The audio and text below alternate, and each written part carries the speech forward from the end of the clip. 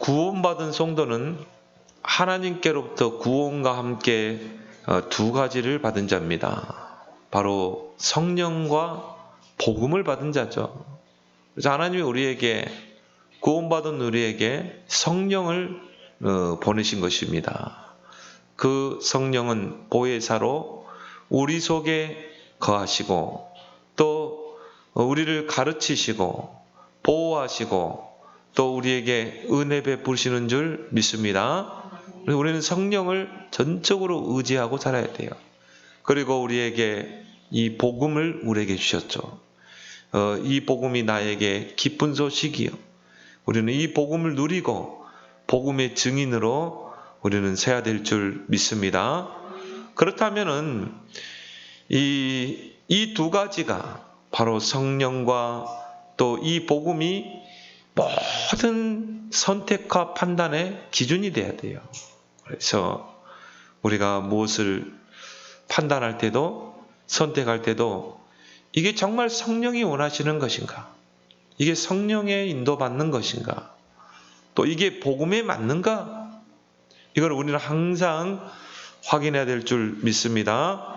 오늘 1절에 형제들아 사람이 만일 무슨 일이 범하거든 드러나거든 신령한 너희는 그랬죠. 우리는 바로 신령한 자입니다. 바로 영적인 자, 영을 받은 자라 이 말이죠. 그래서 우리는 선택과 판단의 기준이 달라야 돼요. 우리는 영적인 것에 우리는 기준을 둬야 되는 것이죠. 그래서 우리가 문제를 만나도 또 사건을 만날 때 한 사람을 놓고도 우리는 영적으로 분별해야 돼요. 또 복음으로 우리는 선택과 판단해야 될 줄 믿습니다. 그래서 복음은 뭡니까? 살리는 것입니다. 또 치유하고 세우는 게 복음이에요. 그래서 우리가 이걸 보고 기도라고 그러잖아요. 그래서 기도할 때 성령께서 우리에게 바른 기준을 정해주시고 또 기도하는 자에게 이 복음으로 모든 것을 재해석하고 살리고 세우는 줄 믿습니다. 그걸 통해 우리가 그리스도의 법을 성취하는 것입니다. 그래서 우리는 그리스도의 법을 성취해야 돼요. 여러분이 한 사람을 만나서 그 사람과의 이해관계 속에서도 이게 그리스도의 법을 성취하는 것인가? 항상 여러분이 선택할 때도 이게 그리스도의 법을 이루는 것인가? 항상 그거를 우리는 기준으로 삼아야 될 줄 믿습니다. 그래서 오늘 2절에도 보니까 너희가 짐을 서로 지라 그리하여 그리스도의 법을 성취하라. 그리스도의 법은 뭡니까? 바로 십자가의 법이에요. 크게 두 가지입니다. 하나님 사랑, 사람 사랑. 내가 선택한 이것이 하나님께 영광이 되겠는가? 내가 정말 이 판단한 것이 이 사람을 살리는 것인가? 우리는 항상 그리스도의 법을 생각해야 돼요. 십자가의 법을 항상 기준으로 삼아야 되는 거예요. 그럼 우리는 어떻게 이런 영적인 자로서 또 복음을 가진 자로서 우리는 바른 선택 가운데 그리스도의 법을 이룰 수 있겠는가? 첫 번째가 뭡니까? 짐을 서로 지라. 오늘 2절에 너희가 짐을 서로 지라. 그리하여 그리스도의 법을 성취하라. 그래서 이런 우리가 격언도 있잖아요. 속담도 있죠. 백지장도 맞들면 낫다. 종이 한 장도 서로 같이 받들면 서로에게 힘이 된다는 것입니다. 제가 이 군대에서 어떻게 GOP 갔다가 또 다시 해바로 오고 하면서 보통 유격 훈련을 1년에 2번 받거든요. 또 잘 선택한 사람들은 1번 정도 받는데 저는 3번을 받았어요. 유격훈련. 근데 유격훈련 하면 굉장히 힘들어요. 유격훈련을 통해 진짜 공기를 잡고 또 그걸 통해 이제 모든 거기에서 이 사격훈련 모든 훈련을 다 받습니다. 굉장히 힘들어요. 근데 이제 그 유격훈련할 때 긴 통나무를 무거운 통나무를 이제 일렬로 쭉 서가지고 그 곤봉을 이제 좌측으로 우측으로 굉장히 힘들거든요. 그래서 이제 왼쪽으로 할 때는 정신통일, 그걸 오른쪽으로 할 때는 군기학립. 이러면서 이제 구호를 외치면서 한 뭐 10명이 이제 그 큰 통나무 그거를 이제 이 왼쪽 어깨, 오른쪽 어깨 이렇게 옮기는데 일단 머리를 넘어야 되잖아요. 그러면은 이제 제일 불리한 사람이 키가 제일 큰 사람이야. 그 제일 유리한 사람이 이제 키가 작은 사람이 제일 좋아요. 왜? 어깨가 안 닿거든. 근데 중요한 거는 그걸 해보면은 이 10명이 이 통나무를 들었다 이렇게 옮길 때 같이 힘을 쓰지 않으면요, 이걸 올릴 수가 없어요. 그래서 같이 이거를 힘을 써서 옮겨야 되는 것입니다. 그러다 이제 자칫 뭐 이렇게 힘들다고 몇 사람이 힘을 빼버리면 이게 통나무가 막 굴리게 됩니다. 그렇게 되면 사람이 다칠 수 있거든요. 발등이 찌기도 하고. 그래서 이 10명이 동일하게 힘을 같이 써서 그 짐을, 그 통나무를 들어야만 그거를 옮길 수가 있는 것입니다. 바울은 오늘 이 본문에서 우리가 져야 할 두 가지 짐에 대해서 언급하고 있습니다. 첫 번째는 개인이 각각 짊어져야 할 그런 짐입니다. 그래서 5절에 각각 자기의 짐을 질 것이니라. 나 자신이 져야 할 짐이 있다 이 말이에요. 이거는 우리가 믿음으로 지고 가야 할 짐입니다. 그걸 보고 우리는 십자가라고 말하죠. 마태복음 16장 24절에 너희가 나를 따라오라 그러거든. 날마다 자기를 부인하고 자기 십자가를 지고 나를 좇을 것이니라. 우리가 그리스도를 따라가고 그리스도의 제자가 되려면 내가 짊어져야 될 짐이 있어요. 내가 짊어져야 될 십자가가 있습니다. 그거는 누구도 대신 져줄 수가 없어요. 내가 지고 가야 될 짐인 것입니다. 그래서 이렇게 군대에서 이제 행군을 할 때 완전군장을 하죠. 특히 이제 이런 연대급, 사단급 그런 전투 상황을 두고 훈련하는 게 있습니다. 그러면은 완전군장을 해야 돼요.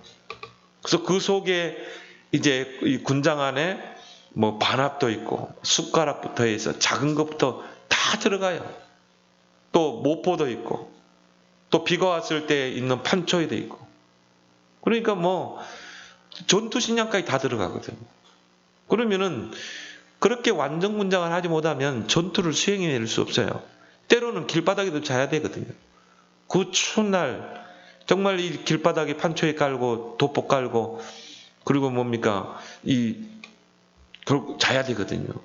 그런 상황이 올 수도 있고 때로는 이제 이 빛으로 들어가야 되거든요. 빛으로 들어가면 어떻게 합니까? 땅을 파서 그 안에 이렇게 이 사람이 들어갈 수 있는 곳을 만들어야 돼요. 그러면 이제 야삽도 있어야 되고. 그러니까 뭐 완전 군장을 하게 되면은 거기다 또 이제 뭡니까? 이 총까지 들고 그 실탄까지 들고 이렇게 이제 완전 군장한 완전 무장을 하면은 이 군장의 무게가 38.6kg각이에요. 쌀 한 가마니가 한 40kg 되죠. 그거를 이제 메고 이 행군을 하거든요. 근데 보통 이제 뭐 훈련소 때 완전 군장하고 뛰는 그 행군이 100km거든요. 지금은 뭐 50km도 안 된다고 그러죠. 근데 우리 때는 100km를 뛰었어요. 근데 군대에서 말하는 행군이 이런 평평한 길을 가는 행군이 아닙니다. 산을 넘어야 돼. 왜냐하면 적에게 이게 들키면 안 되기 때문에. 그래서 산길로 그렇게 다니는 것입니다. 근데 이렇게 완전 군장을 하고 행군하다 보면요, 막 중간에 낙오되는 너무 힘드니까. 그래서 막 쓰러지고 탈진하고 뭐 그런 병사들이 있거든요. 근데 제가 군대 갈 때 굉장히 몸이 야호했어요. 지금은 덩치가 있지만은. 그래서 저는 저 자신과의 싸움이었거든요. 저 자신과의 싸움이었어요. 그래서 내 한계에 내가 한번 도전해보자. 그래서 막 이제 이를 악물고 뭐 발바닥 뭐 왼쪽 오른쪽 뒤에 앞에 발바닥까지 다 물집이 생기고, 그리고 뭐 허벅지까지 다 헐고, 뭐 이제 이게 땀이 흐르면 이게 소금기가 있기 때문에 그게 이제 허벅지에 이제 이 소금기가 이 살을 이제 계속 깎는 것입니다. 뭐 그런 것들 다 이겨냈거든요. 특히 뭐 야간에는요, 밤새워서 걸어요. 그러면은 뭐 얼마나 졸립습니까? 걸으면서도 자보기도 하고, 그냥 뭐 개울물 떠서 먹어보기도 하고, 그렇게 해서 제가 그 군장을 완전 군장을 하고 이 행군을 다 해냈거든요. 그런데 결국은 내가 힘들다고 내 군장을 옆에 병사에게 줄 수 있습니까? 아니죠. 내가 져야 될 그 군장은 내가 지고 가야 되는 거예요. 그게 군대가 아니겠습니까? 이런 비유로 들었지만은 우리 자신도 마찬가지예요. 내가 짊어져야 할 짐이 있고 내가 짊어져야 될 십자가가 있는 것입니다. 믿음으로 우리는 지고 가야 될 줄 믿습니다. 이것이 질병일 수도 있고, 또 내가 짊어질 그 십자가 짐이 남편일 수도 있고 자녀일 수도 있고, 근데 우리가 그 짐을 믿음으로 지고 그리스도 앞에 나아가게 되면 그 짐은 가볍고 쉬운 짐이 될 줄 믿습니다. 마태복음 11장 28절 29절에 수고하고 무거운 짐자들아 다 내게로 오라. 내가 너를 쉬게 하리라. 나는 마음이 온유하고 겸손하니 나의 멍에를 보고 나를 배우라. 내가 너에게 지워진 짐은 가볍고 쉬우니라. 우리의 무거운 짐은 다 그리스도 앞에 가지고 나와야 돼. 그러면 그 짐은 가벼워지고 쉬워지고 그 안에서 자유함을 누리게 되는 줄 믿습니다.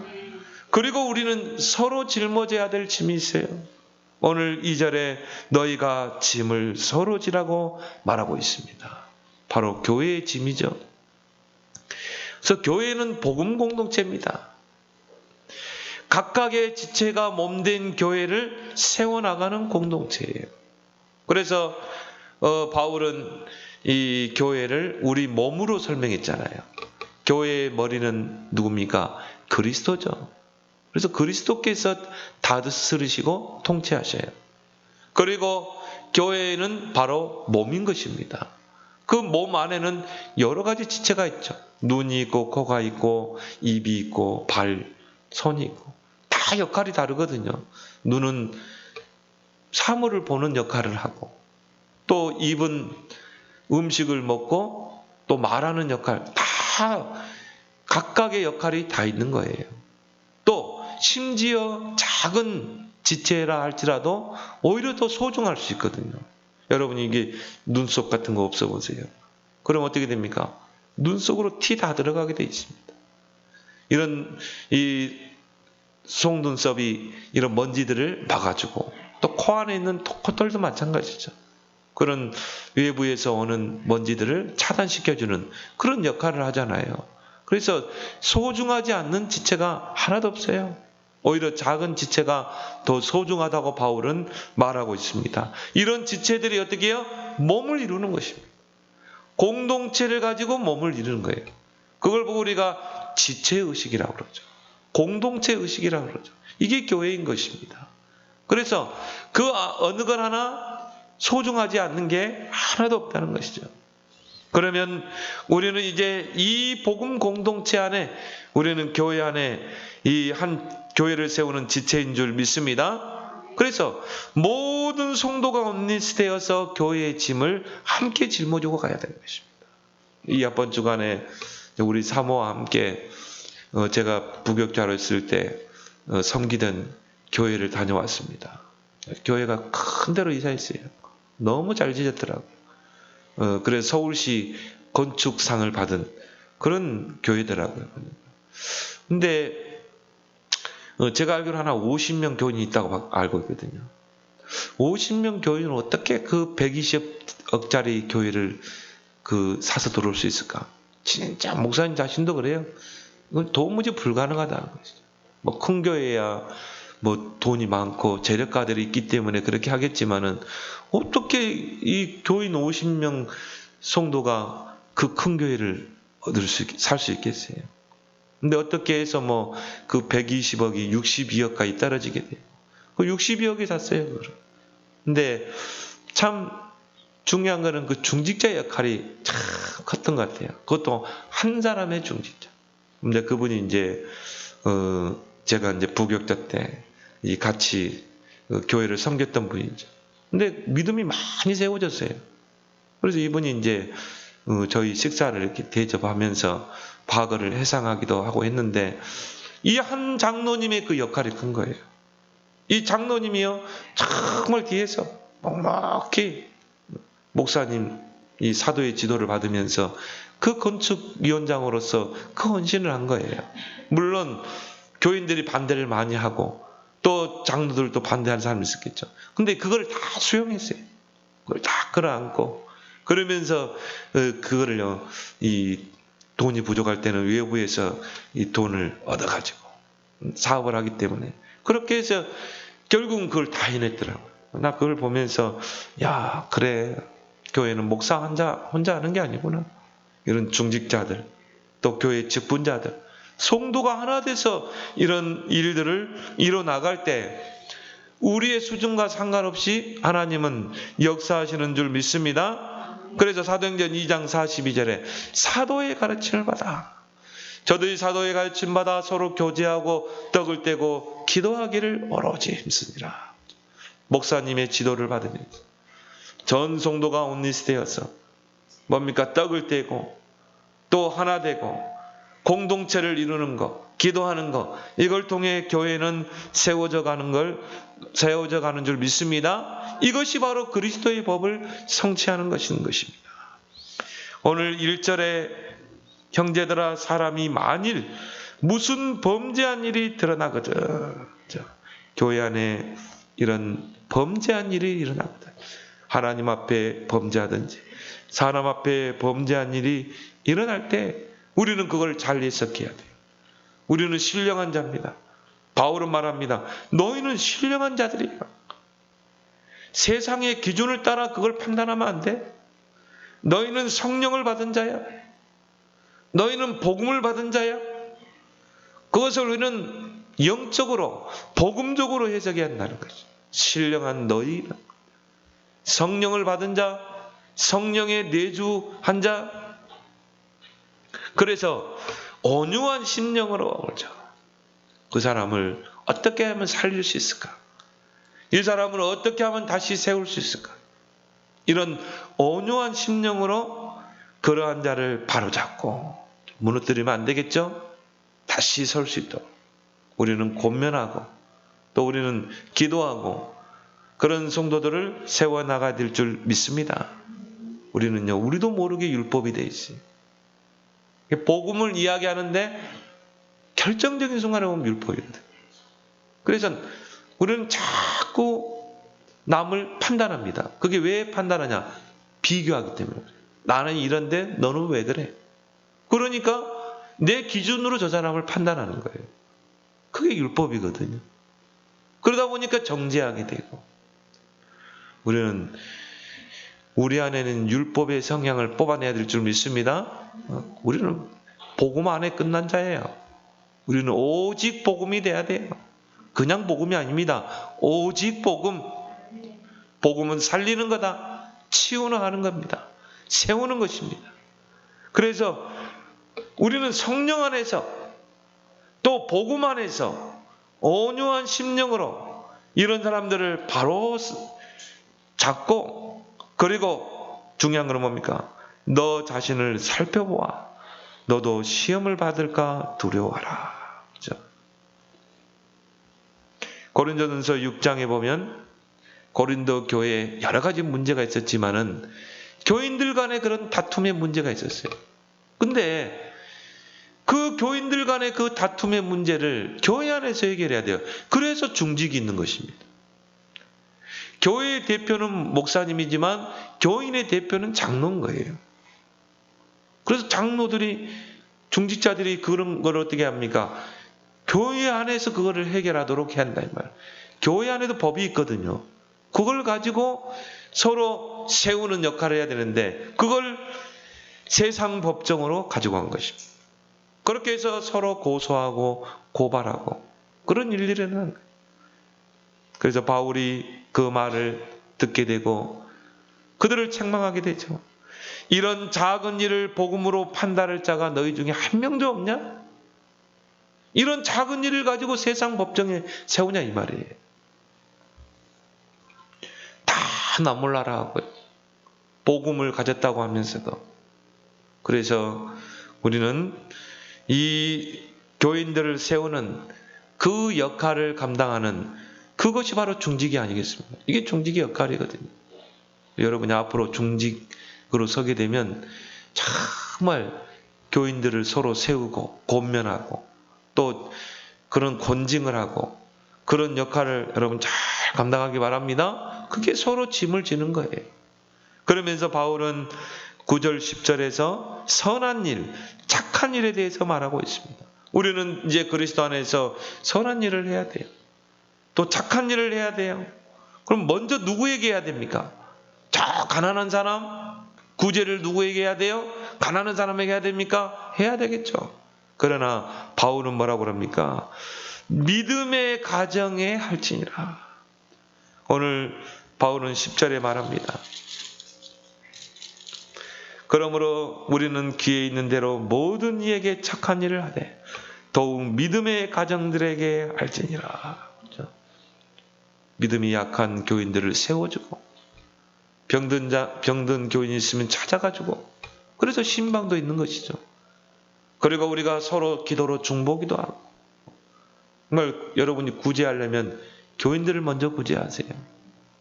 물론 세상에 더 가난한 사람 우리가 복지하고 도와줘야 됩니다. 교회 안에 성도를 도와야 돼. 왜 그렇습니까? 우리는 그리스도의 피를 나눈 형제이기 때문에 그래요. 그래서 오늘 1절에 형제들아 그랬거든요. 우리는 그리스도를 이제 모시는 그리스도의 피로 한 몸 된 형제인 줄 믿습니다. 그래서 우리가 어려움에 처한 형제들을 먼저 돌봐야 돼요. 그 여러분이 한 주간에도 한번 교인들을 놓고 한번 기도해 보세요. 어려움 당하는 교인들은 없는지. 쉽게 말하지 않거든요. 정말 그런 말 못할 문제 속에 있는 교인들은 없는지. 서로 기도도 하고 서로 전화도 하고 안부도 묻고 그런 여러분이 되길 바랍니다. 그게 지체의식이라니까요. 그걸 통해 서로 짐을 지고 교회를 세워나가는 것입니다. 나는 그걸 딱 보면서 그 장로님의 역할이 크다. 모든 불신앙을 다 잠재워버리는 거 있죠. 그 본인이 솔선수범하니까. 본인이 딱 성전 건축에 이 언약을 딱 붙잡고 기도하고 모범을 보이니까요.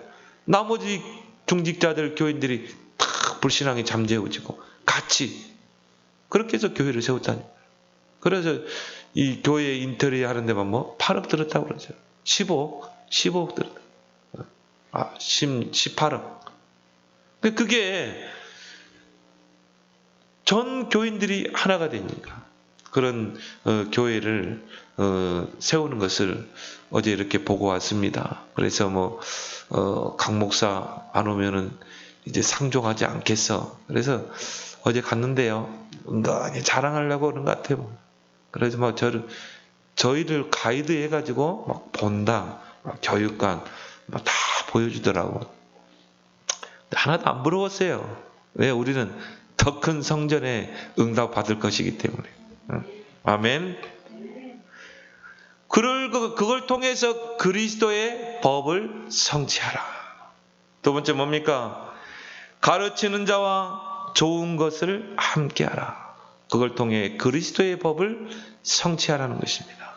오늘 6절에 가르침을 받는 자는 말씀을 가르치는 자와 모든 좋은 것을 함께하라. 그걸 통해 그리스도의 법을 성취하는 것이니라. 구약에 우리가 제사장 지파를 또 레위 지파라고 하죠. 레위 지파가 바로 이 제사장 역할을 했어요. 그래서 성막의 일을 하고 또 백성들을 지도하고 교육하는 일을 이 레위 지파가 했습니다. 제사장 지파가 한 거예요. 근데 하나님께서 이 레위 지파에게는 따로 땅을 주지 않았거든요. 그래서 12지파에 이 레위 지파를 다 흩어져서 거기에 소속되어 살게 했어요. 그러면서 그 레위 지파로 하여금 각 지파의 백성들에게 이 율법을 지도하고 또 율법을 가르치고 그 일을 하게 한 것입니다. 그러면서 또 성전에 와서 성막에 와서는 성막의 일을 하고 온전히 영적인 일에만 이 전무한 지파인 것이죠. 그래서 하나님께서 그 12지파에게 11조를 이야기한 거예요. 11조를 하나님께 드려라.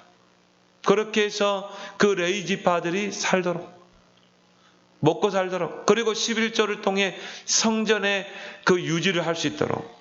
그 구약의 11조는 여러 가지 의미의 11조가 있었죠. 내 소산의 11조, 그리고 레위 지파와 성전을 세우는 11조, 또 중요한 절기 때 하나님께 드리는 그런 11조, 그런 이 여러 가지 개념의 11조가 있었지만 특히 뭡니까? 레위 지파를 세우는데 영적인 일을 전무하도록 그 레위 지파를 세우는 그 의미가 11조인 것입니다. 그래서 말라기 4장에도 온전한 11조를 드리라고 그랬죠. 우리가 이 군사부 일체라는 말이 있죠.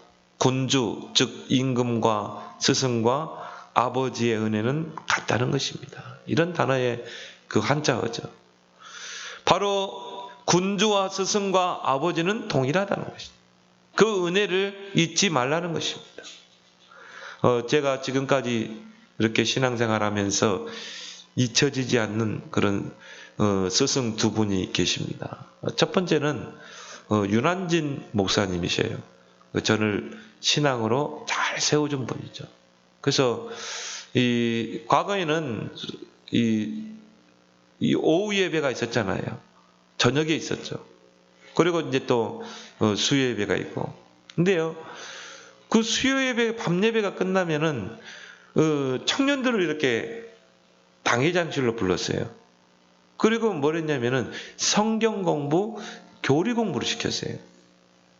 그때 제가 신앙으로 많이 세워졌거든요. 그 수요 예배 끝나고. 그래서 뭐 어쩔 때는 10시까지, 뭐 11시까지. 그래 성경 공부하고 또 같이 또 포럼도 하고 이런 시간을 가졌는데 그때 제 신앙이 많이 세워졌어요. 그래서 정말 이 교인들과 성경 공부하는 것이 성도들의 신앙에 너무 중요하구나. 제가 그때 신앙으로 많이 서게 됐거든요. 흔들리지 않는 신앙으로 반석으로 세워졌거든요. 그래서 지금도 그분을 제가 잊지를 못합니다. 두 번째는 저에게 이 복음을 깨닫게 해주신 그 목사님입니다. 그분을 제가 잊지 못합니다. 저는 그분 때문에 이 그리스도의 복음을 알게 됐거든요. 그때부터 제가 이 복음 운동하게 되고 그 복음의 대열 속에 서게 되거든요. 저는 그 두 분의 스승을 지금도 잊지 못하고 있는 것입니다. 그래서 오늘 본문에 모든 좋은 것을 함께하라. 가르침을 받는 자는 말씀을 가르치는 자와 모든 좋은 것을 함께하라. 주의 종이 영적인 일에만 전무하도록 모든 좋은 것으로 함께하라. 그래서 사도행전 6장에 그 초대교회가 중직자를 임직에 세울 때 믿음 충만, 성령 충만, 지혜 충만하고 또 하나님께 사람에게 칭찬받는, 인정받는 그런 자를 중직으로 세웠죠. 그래서 주의 종이 말씀 전하는 이가 기도하는 일에만 전무하도록 정말 중직이 교회의 살림을, 재정을 끌 수 있는 그런 중직을 우리는 세워야 될 줄 믿습니다. 제가 이 전도사 때요, 아까 말한 그 중직자 장로님 한 분 있죠. 그분이 건축위원장으로 그 건축에 큰 역할을 했다고 그랬죠. 그분의 누님이 있어요. 장경순, 지금 장로님 되셨어요. 근데 이제 이 장제천 장로님이 저에게 그 누님 가정에 좀 복음을 전해달라는 거예요. 완전히 우상숭배 많이 하는 가정이래요. 그래서 제가 이제 그 집을 찾아갔어요. 딱 찾아가는데요. 저 작은 방에서 어떤 그 소녀가 막 소리를 지르더라고요. 얼마나 막 쌍욕을 하는지 몰라요. 저 XX 나가게 달라고. 막 소리를 지르며 발악을 하면서. 내가 문고리를 이렇게 열려고 하니까 문이 잠겨 있어요. 근데 물어보니까 딸이라는 거예요. 셋째 딸. 그럼 문을 안 열고요. 귀신에 잡혔다는 거죠. 귀신이 귀신같이 알아보더라고요. 발악을 해요. 그래서 이제 두 분, 그 부모님 두 분 앉혀놓고, 그리고 딸 셋, 아들 하나 앉혀놓고, 제가 이제 복음을 전했죠. 그래서 왜 예수 그리스도가 필요한가? 인간의 근본 문제가 뭔가? 하나님을 떠나 죄와 사단에게 붙잡혔기 때문이다. 그러면 당신의 딸을 이렇게 하는 건 사탄의 존재가 아니냐? 근데 이 가정을 보니까요, 와, 사단이 얼마나 이 가정을 막 이 재앙으로 역사했는지, 뭐 이분은 그런 가정에 임하는 재앙과 저주, 우환을 해결하기 위해서 모든 종교를 두루 섭렵하는 거냐. 절에도 가보고, 무당도 찾아가보고, 구다는 데도 가보고, 남녀 혼인교회 가보고, 또 대순지를 다 가봤더라고. 근데 문제가 해결 안 되는 거야. 남편은 알코올 중독자지. 그리고 매일 그냥 돈도 못 보고 있지. 아들은 대학 나왔는데도 취업을 못 하고 있지. 그 셋째 딸은 정신 문제 와가지고 그렇게 있지. 뭐 집을 가보니까 뭐 반지한데 그러세요. 불신자 적화 상태가 다 와 있어요. 그 제가 그 가정에 가서 인간의 근본 문제 3가지, 그리고 불신자 상태 6가지를 쫙 설명했어요. 이 문제를 해결하는 길은 그리스도밖에 없다. 바로 왕, 제사장, 선지자 그리스도 외에는 이 사단과 저주, 재앙, 영적 문제를 끊어낼 수 없고 막아낼 수가 없다. 왜? 예수 그리스도는 사탄의 권세를 깨뜨리는 왕이기 때문에. 예수 그리스도는 모든 죄와 저주, 재앙의 문제를 해결한 제사장이기 때문에. 하나님 떠난 자에게 하나님 만나는 그 선지자 되시기 때문에.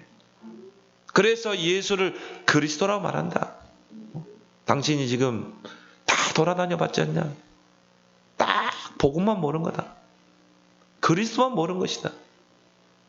오늘 그 예수 그리스도를 정말 구세주로 내 마음에 영접하면 즉시 하나님의 자녀가 되고, 그리스도께서 빛으로 내게 임하면 어두움의 세력은 떠나가게 돼 있다. 지금 영접해라. 그러니까요, 다른 사람 다 영접하려고 하는데 그 아버지가 영접을 안 해. 그래가지고 뭐라 그러냐면 자기가 1년에 제사를 14번 드린대요. 14번. 근데 너무 힘드니까 이 제사 지내는 게 뭐 상 차리는 것도 힘들잖아요. 그래서 한 2개를 정리하려고 했대요. 2개를 딱 정리하려고 하니까 꿈에 조상이 나타나가지고 내가 지금까지 네 후손들을 이렇게 축복했는데, 축복한 것도 아닌데 완전 저주 재앙으로 다 해놓고 너희 가정을 이렇게 축복했는데 제사를 끊어? 배은망덕하게? 그럼 내가 네 후손들을 어떻게 하겠냐? 해코지한다. 그래서 내가 그랬어요. 아니 그 조상 진짜 못된 조상이다. 아니 제사 그거 끊는다고 후손을 망하게 한다니. 그런 조상이라면 섬기지 말라고 그랬어요. 그리고 고린도서 10장 20절에 대저 이방인의 제사하는 것은 귀신에게 하는 거다. 당신이 제사 지낼 때 조상이 오는 게 아니다. 사람은 죽으면 영원한 지옥, 영원한 천국에 가는 거다. 그 두 사이는 큰 구름이 가로막고 있어서 오고 갈 수가 없고 내세와 현세도 오고 갈 수가 없는 거야.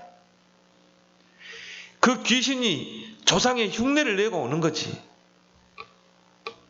귀신은 거짓말장이다. 진리가 없기 때문에 속이는 자다.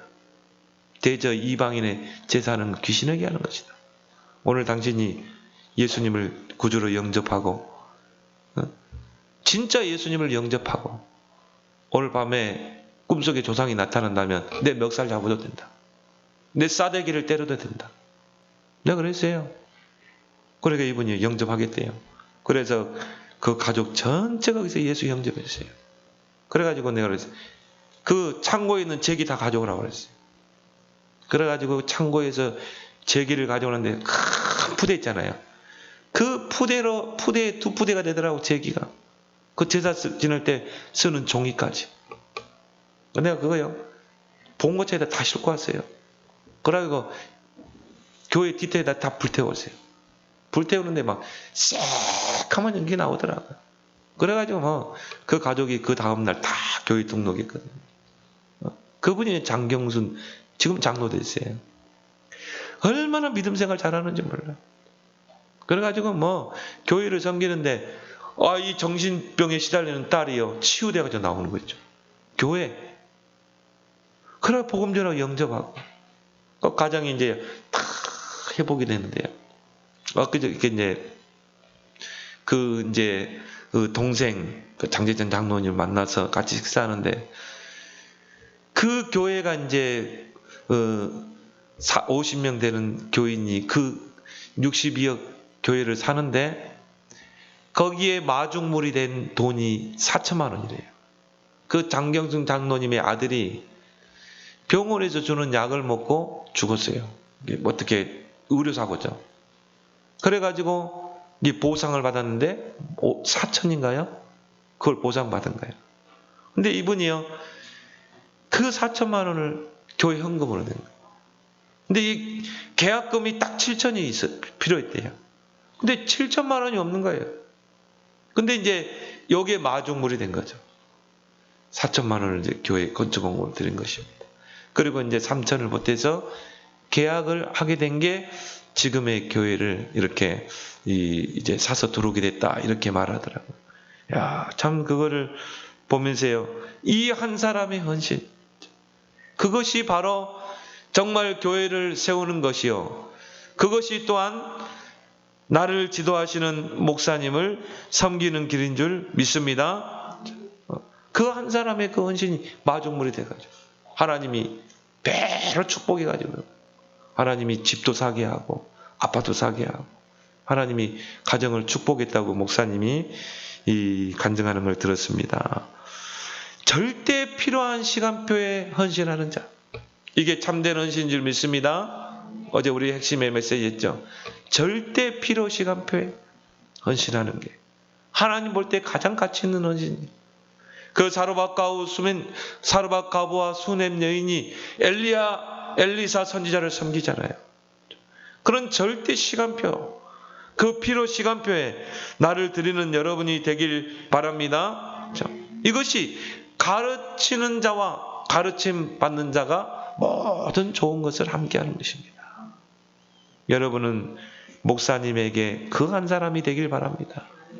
나는 그 교회를 다녀오고 또 그 장로님을 보면서요, 저분은 목사님에게 그 한 사람, 그 장경순 장로님은 목사님에게 그 한 사람, 교회의 그 한 사람이었구나. 여러분이 목사님에게 그 한 사람이 되길 바랍니다. 엘리사에게 그 한 사람 오바다가 있었던 것처럼 100명의 선지자를 숨기고 갈멜살 전투를 주도한 사람, 엘리사의 지도를 받고, 그게 결국은 이스라엘의 우상을 무너뜨리는 영적 싸움에 승리한 계기가 된 거 아니겠습니까?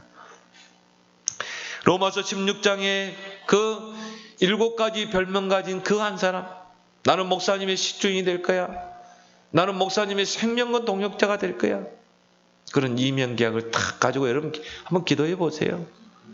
나는 정말 목사님의 그 한 사람 보호자가 될 거야. 그 이명계약을 하나님 보시고 축복하시는 줄 믿습니다. 고린도전서 16장에 보면요, 딱 제자들을 사역자들을 이야기하면서 저들은 나의 부족한 것을 채우는 자였다, 나의 마음을 시원케 하는 자였다. 여러분, 목사님은 완벽할 수가 없습니다. 사람이기 때문에. 그러나 하나님이 가르치는 자로, 목회자로 세우셨어요. 그렇다면 여러분이 이런 기도를 한번 해보세요. 정말 나는 목사님의 부족함을 채우는 자가 될 것이다.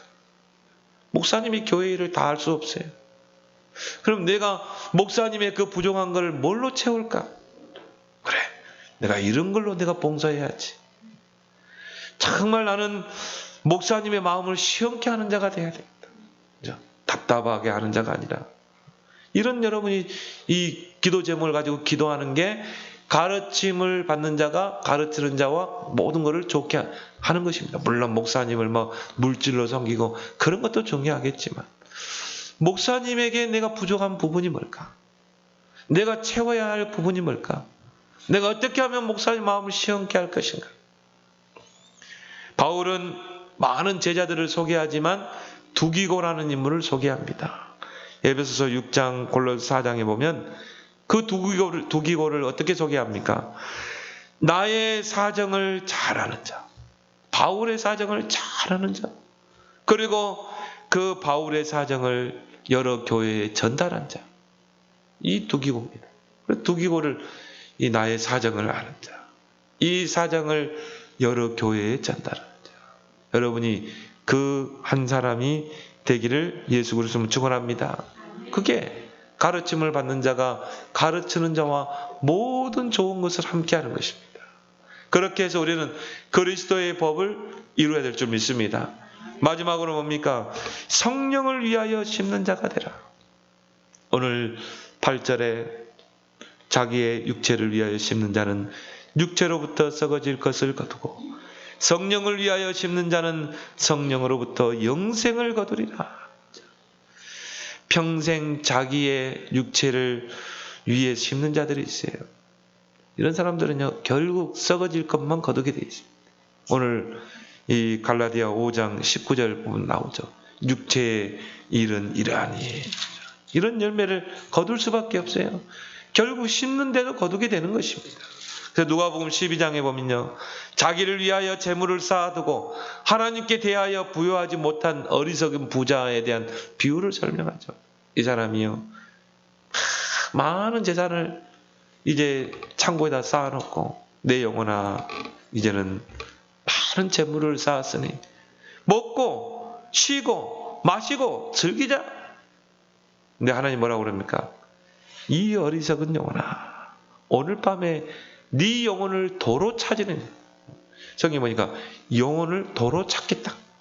하나님이 여러분에게 영혼을 주셨어요. 그 영혼 가지고 뭐 하라고? 하나님께 영광, 하나님의 나라를 위해 쓰라고 영혼을 주셨는데, 그 육체 안에 영혼을 두시고 그 몸뚱이 가지고, 영혼을 가진 몸뚱이 가지고 하나님의 나라와 의를 위해 쓰라고 그랬는데 자기를 위해서 평생 쌓아놨어. 이 어리석은 자여, 오늘 밤에 네 영혼을 내가 도로 찾겠다. 그걸 보고 우리는 죽다 그러죠. 사망이라고 그러죠. 영혼을 하나님 찾아가는 거예요? 그거 죽는 거예요. 네 영혼을 도로 찾으려니 내 재물이 누구의 것이 되겠냐? 지금까지 네가 평생 육신적인 것을 위해 심어가지고 거둔 것이 누구의 것이 되겠느냐? 어리석은 자야. 오늘 7절에 사람이 무엇으로 심든지 그대로 거두리라. 여러분이 육체를 위하여 심으면 썩을 것을 거두고, 여러분이 성령을 위하여 심게 되면 영생을 거두게 되는 줄 믿습니다. 그래서 유대인들이 잘하는 게 뭡니까? 심는 거예요. 유대인들이 잘하는 세 가지가 있습니다. 예배, 헌금, 교육이에요. 유대인들은요, 예배에 생을 겁니다. 영적인 것을 심습니다. 그래서 어떻게 합니까? 정말 예배를 1순위에 두게 합니다. 마음을 다하고 뜻을 다하여 성품을 다하여 목숨을 다하여 여호와를 사랑하고 또 여호와 앞에 경배하라. 그래서 세계 지성을 장악하잖아요. 예배 잘 드리면요, 하나님 지혜롭게 하십니다. 그래서 노벨상 3분의 1을 장악했어요. 세계 지성을 장악했어요. 2%도 안 되는 유대인들이 두 번째로 잘 하는 게 뭡니까? 헌금입니다. 유대인들의 헌금은요, 구체적입니다. 그래서 철저하게 헌금 생활을 가르칩니다. 록펠러 어머니가 어릴 때 그 록펠러에게 헌금을 가르친 거예요. 그래서 한번 보세요. 이 모세오경에 보면 곳곳에 헌금이 나오잖아요. 하나님께 드릴 예물은 이것이니. 그래서 세계 경제를 장악한 것입니다. 또 유대인들이 많이 심는 게 뭡니까? 바로 교육입니다. 중요한 것을 각인시킵니다. 그래서 유대인 교육은요, 쉐마 교육입니다. 완전히 각인을 시켜서 뿌리를 내리고 체질을 갖게 하는 것입니다. 이게 쉐마 교육이에요. 이스라엘에 들어라. 너희 자녀들에게 부지런히 각인시켜라.